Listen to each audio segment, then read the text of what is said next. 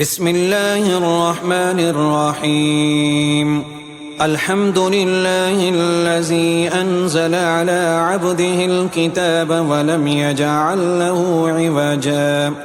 قيما لينذر بأسا شديدا من لدنه ويبشر المؤمنين الذين يعملون الصالحات أن لهم أجرا حسنا ماكثين فيه أبدا وينذر الذين قالوا اتخذ الله ولدا ما لهم به من علم ولا لآبائهم كبرت كلمة تخرج من أفواههم إن يقولون إلا كذبا فلعلك باخع نفسك على آثارهم إن لم يؤمنوا بهذا الحديث أسفا. إنا جعلنا ما على الأرض زينة لها لنبلوهم أيهم أحسن عملا وإنا لجاعلون ما عليها سعيدا جرزا. أم حسبت أن أصحاب الكهف والرقيم كانوا من آياتنا عجبا إذ أوى الفتية إلى الكهف فقالوا ربنا آتنا من لدنك رحمة وهيئ لنا من أمرنا رشدا. فضربنا على آذانهم في الكهف سنين عددا ثم بعثناهم لنعلم أي الحزبين أحصى لما لبثوا أمدا. نحن نقص عليك نبأهم بالحق إنهم فتية آمنوا بربهم وزدناهم هدى وربطنا على قلوبهم إذ قاموا فقالوا ربنا رب السماوات والأرض لن ندعو من دونه إلها لقد قلنا إذا شططا. هؤلاء قوم اتخذوا من دونه آلهة لولا يأتون عليهم بسلطان بين فمن أظلم ممن افترى على الله كذبا. وإذ اعتزلتموهم وما يعبدون إلا الله فاووا إلى الكهف ينشر لكم ربكم من رحمته ويهيئ لكم من أمركم مرفقا. وترى الشمس إذا طلعت تزاور عن كهفهم ذات اليمين وإذا غربت تقرضهم ذات الشمال وهم في فجوة منه ذلك من آيات الله. من يهد الله فهو المهتد ومن يضلل فلن تجد له وليا مرشدا. وتحسبهم أيقاظا وهم رقود ونقلبهم ذات اليمين وذات الشمال وكلبهم باسط ذراعيه بالوصيد لو اطلعت عليهم لوليت منهم فرارا ولملئت منهم رعبا. وكذلك بعثناهم ليتساءلوا بينهم قال قائل منهم كم لبثتم قالوا لبثنا يوما أو بعد يوم قالوا ربكم أعلم بما لبثتم فابعثوا أحدكم بورقكم هذه إلى المدينة فلينظر أيها أزكى طعاما فليأتكم برزق منه وليتلطف ولا يشعرن بكم أحدا إنهم إن يظهروا عليكم يرجموكم أو يعيدوكم في ملتهم ولن تفلحوا إذا أبدا وكذلك أعصرنا عليهم ليعلموا أن وعد الله حق وأن الساعة لا ريب فيها إذ يتنازعون بينهم أمرهم فقالوا بنوا عليهم بنيانا ربهم أعلم بهم قال الذين غلبوا على أمرهم لنتخذن عليهم مسجدا سيقولون ثلاثة رابعهم كلبهم ويقولون خمسة سادسهم كلبهم رجما بالغيب ويقولون سبعة وثامنهم كلبهم قل ربي أعلم بعدتهم ما يعلمهم إلا قليل فلا تمار فيهم إلا مراء ظاهرا ولا تستفت فيهم منهم أحدا ولا تقولن لشيء إني فاعل ذلك غدا إلا أن يشاء الله واذكر ربك إذا نسيت وقل عسى أن يهديني ربي لأقرب من هذا رشدا ولبثوا في كهفهم 300 سنين وازدادوا 9 قل الله أعلم بما لبثوا له غيب السماوات والأرض أبصر به وأسمع ما لهم من دونه من ولي ولا يشرك في حكمه أحدا واتل ما أوحي إليك من كتاب ربك لا مبدل لكلماته ولن تجد من دونه ملتحدا واصبر نفسك مع الذين يدعون ربهم بالغداة والعشي يريدون وجهه ولا تعد عيناك عنهم تريد زينة الحياة الدنيا ولا تطع من أغفلنا قلبه عن ذكرنا واتبع هواه وكان أمره فرطا وقل الحق من ربكم فمن شاء فليؤمن ومن شاء فليكفر إنا أعتدنا للظالمين نارا أحاط بهم سرادقها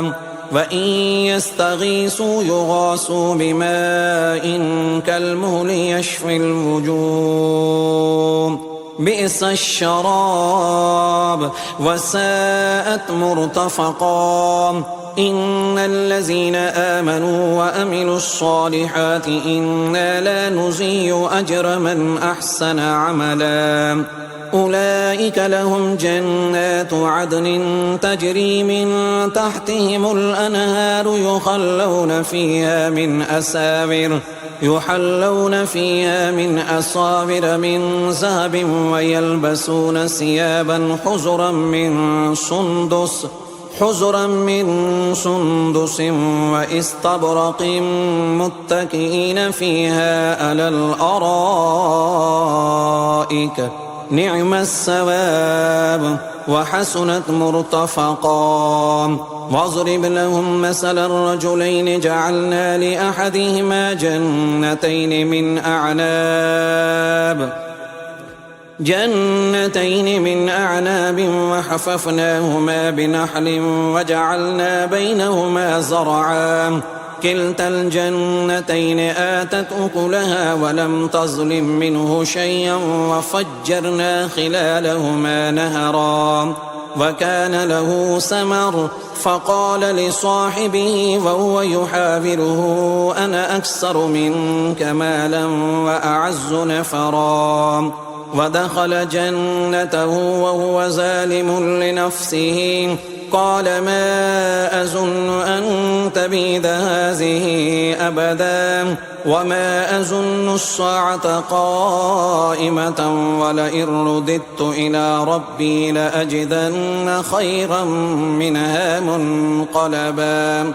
قال له صاحبه وهو يحاوره أكفرت بالذي خلقك من تراب ثم من نطفة ثم سواك رجلا لكن هو الله ربي ولا أشرك بربي أحدا ولولا إذ دخلت جنتك قلت ما شاء الله لا قوة إلا بالله إن ترني أنا أقل منك مالا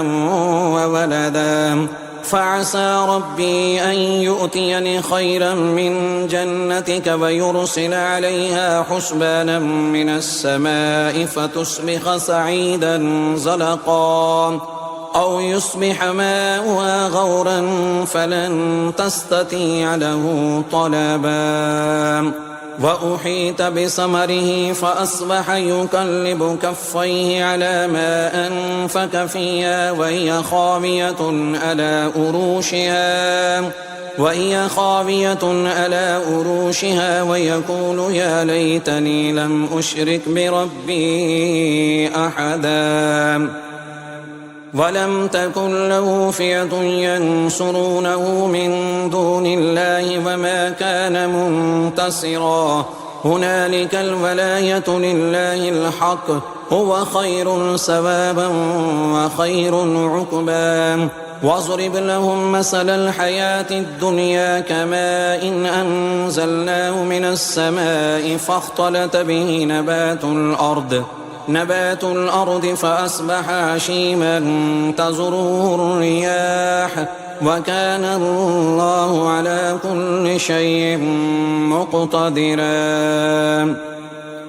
المال والبنون زينة الحياة الدنيا والباقيات الصالحات خير عند ربك ثوابا وخير أملا ويوم نسير الجبال وترى الأرض بارزة وحشرناهم فلم نغادر منهم أحدا وعرضوا على ربك صفا لقد جئتمونا كما خلقناكم أول مرة بل زعمتم أن لن نجعل لكم موعدا ووزع الكتاب فترى المجرمين مشفقين مما فيه ويقولون يا ويلتنا ما لهذا الكتاب لا يغادر صغيرة ولا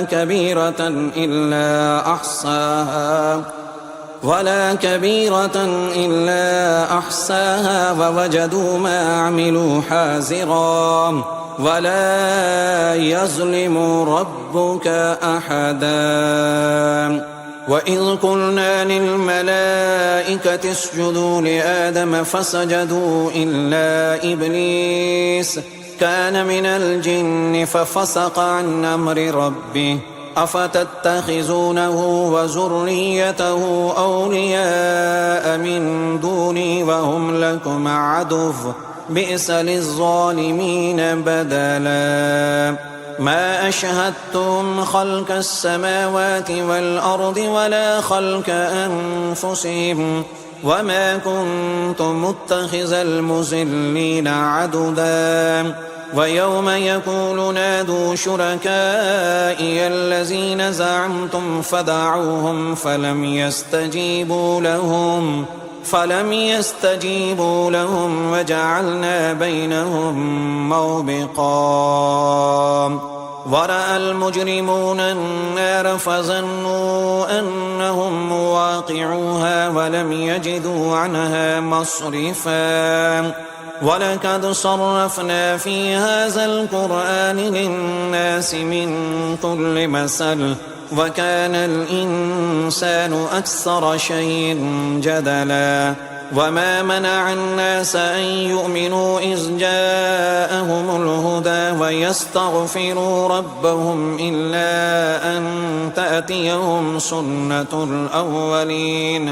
سنة الأولين أو يأتيهم العذاب قبلا وما نرسل المرسلين إلا مبشرين ومنذرين ويجادل الذين كفروا بالباطل ليدحضوا به الحق واتخذوا آياتي وما أنذروا هزوا ومن أظلم ممن ذكر بآيات ربه فأعرض عنها ونسي ما قدمت يداه إنا جعلنا على قلوبهم أكنة أن يفقهوا وفي آذانهم وقرا وإن تدعهم إلى الهدى فلن يهتدوا إذا أبدا وربك الغفور ذو الرحمة لو يؤاخذهم بما كسبوا لعجل لهم العذاب بل لهم موعد لن يجدوا من دونه موئلا وتلك القرى أهلكناهم لما ظلموا وجعلنا لمهلكهم موعدا وإذ قال موسى لفتاه لا أبرح حتى أبلغ مجمع البحرين أو أمضي حقبا فلما بلغا مجمع بينهما نسيا حوتهما فاتخذ سبيله في البحر سربا فلما جاوزا قال لفتاه آتنا غداءنا لقد لقينا من سفرنا هذا نصبا قال أرأيت إذا أوينا إلى الصخرة فإني نسيت الحوت وما أنسانيه إلا الشيطان أن أذكره واتخذ سبيله في البحر عجبا قال ذلك ما كنا نبغي فارتدا على آثارهما قصصا فوجدا عبدا من عبادنا آتيناه رحمة من عندنا وعلمناه من لدنا علما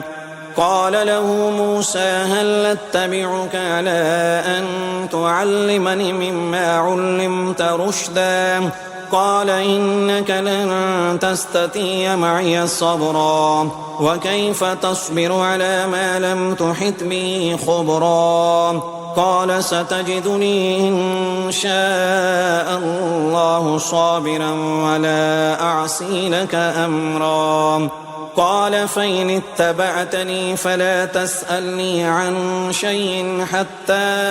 أحدث لك منه ذكرا فانطلقا حتى إذا ركبا في السفينة خرقها قال أخرقتها لتغرق أهلها لقد جئت شيئا إمرا قال ألم أقل إنك لن تستطيع معي صبرا قال لا تؤاخذني بما نسيت ولا ترهقني من أمري عسرا فانطلقا حتى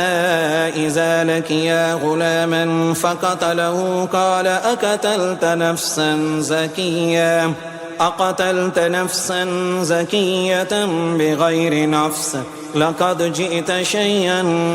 نكرا قال ألم أكن لك إنك لن تستطيع معي صبرا قال إن سألتك عن شيء بعدها فلا تصاحبني قد بلغت من لدني عذرا فانطلقا حتى إذا أتيا أهل قرية استطعما أهلها فعبوا أن زيفوهما فوجدا فيها جدارا يريد أن ينقض فأقاما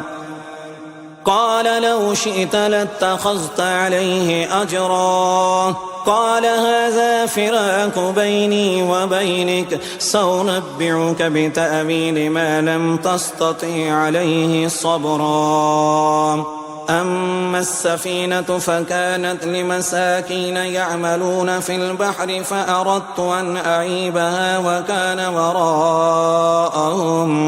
وكان وراءهم ملك يأخذ كل سفينة غصبا وأما الغلام فكان أبواه مؤمنين فخشينا أن يرهقهما طغيانا وكفرا فأردنا أن يبدلهما ربهما خيرا منه زكاة وأقرب رحما وأما الجدار فكان لغلامين يتيمين في المدينة وكان تحته كنز لهما وكان أبوهما صالحا فأراد ربك أن يبلغا أشدهما ويستخرجا كنزهما رحمة من ربك وما فعلته عن أمري ذلك تأويل ما لم تسطع عليه صبرا ويسألونك عن ذي القرنين قل سأتلو عليكم منه ذكرا إنا مكنا له في الأرض وآتيناه من كل شيء سببا حتى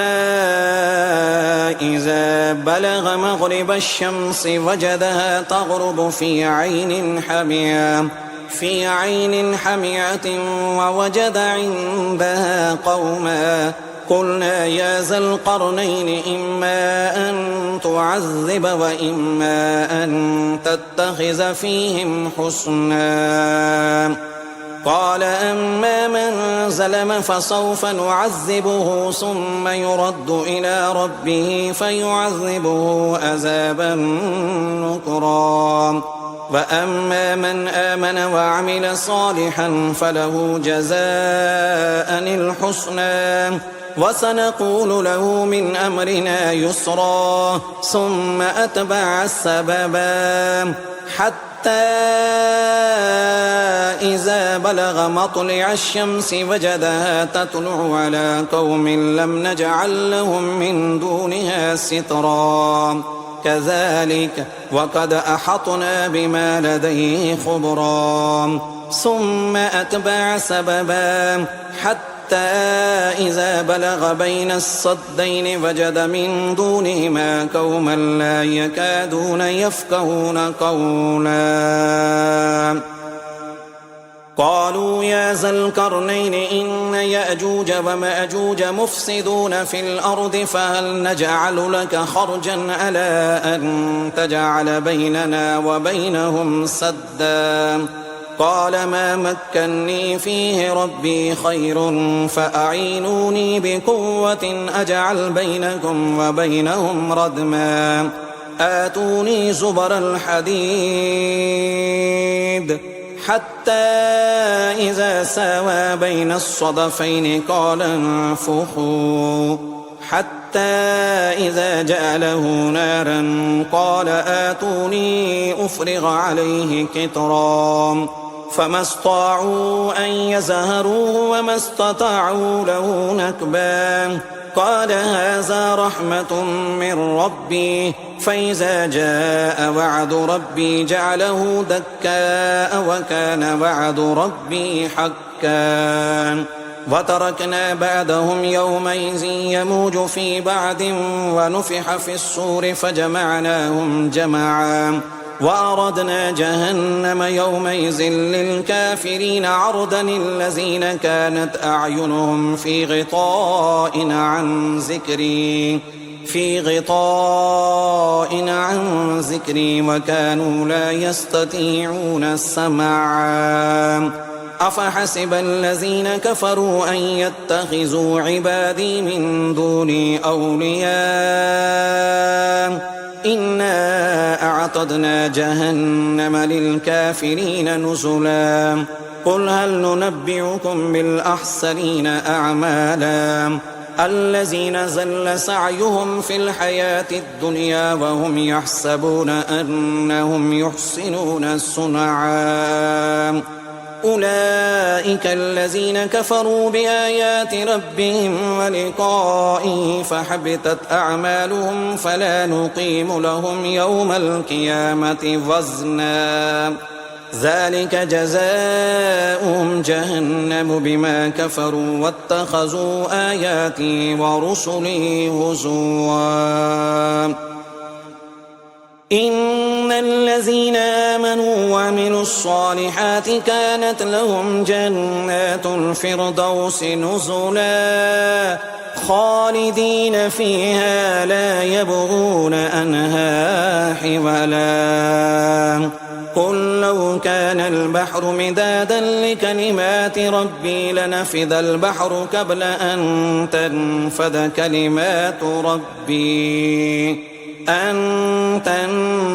كلمات ربي ولو جئنا بمثله مددا قل إنما أنا بشر مثلكم يوحى إلي أنما إلهكم إله واحد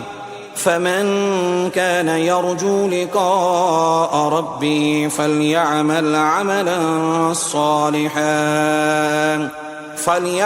عملا صالحا ولا يشرك بعبادة ربه أحدا